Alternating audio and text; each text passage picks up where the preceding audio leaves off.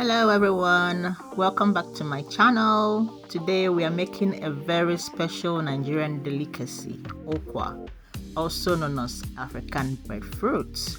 This dish is not only delicious but also healthy and filling. Let's get started. First, you rinse your Ukwa thoroughly.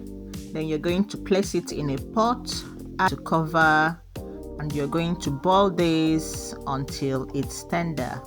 So for this ukwa, I soaked it for 24 hours before cooking. It helps it soften quickly. So now we're going to roast our fish. Firstly, I'm going to give it a cut so that the spices can go in it. Then after that, I'm going to mix up my spices. And for the spices, I'm using paprika. I'm going to go in with black pepper and turmeric, but that's optional. I have oregano, I have some salt. I'm going to put some cayenne pepper, some ground pepper, and I also went in with onion powder.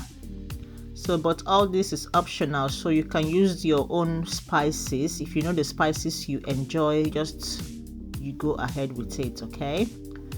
So after this, I'm going to rub it on the fish. Make sure you rub on the insides as well, just to get it evenly coated. So when I finished with that, I went ahead and put it in the oven to roast. So that took me around 15 to 20 minutes to roast it properly.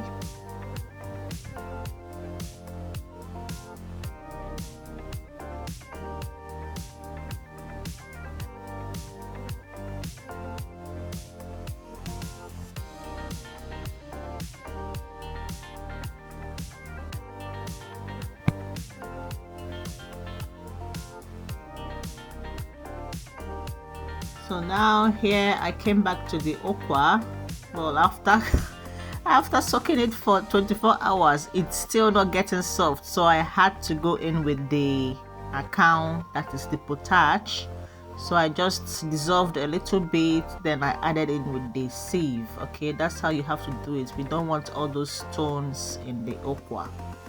So I gave it a stir, I covered it to continue cooking.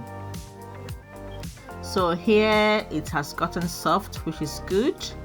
So now for our tradition, you have to bring out some of the water. Now you bring out the water that you will eat the ukwa with. But if you don't want that, don't do it, okay? It's totally optional, but I just enjoy it. That's why I do that. So now I'm going to go in with the dried fish. It's a bit tough, so I'm just going to put it in first to get a little bit soft. So now this is it. After some minutes, I now went in with my scotch bonnet pepper. I also went in with the crayfish.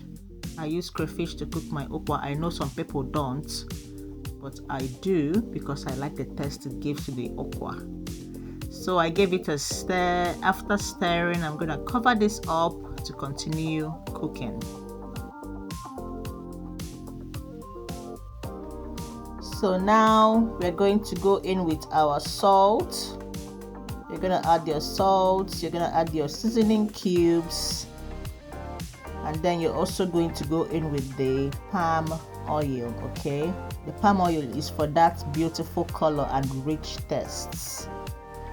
So after adding all these things in, you're going to stir and let it cook for a few more minutes. So here is my fish. It's all roasted and ready for use. And then we came back to the ukwa. For the final touch, I'm going to add some washed bitter leaf, or if you have fresh scent leaves, you can go in with it for the aroma and for the extra tastes.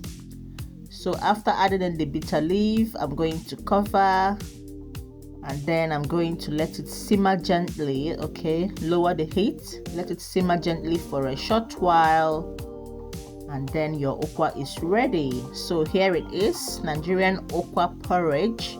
It's very creamy, flavorful, and absolutely satisfying. You can enjoy it on its own or with some chilled palm wine if you like. Thanks for watching. Bye.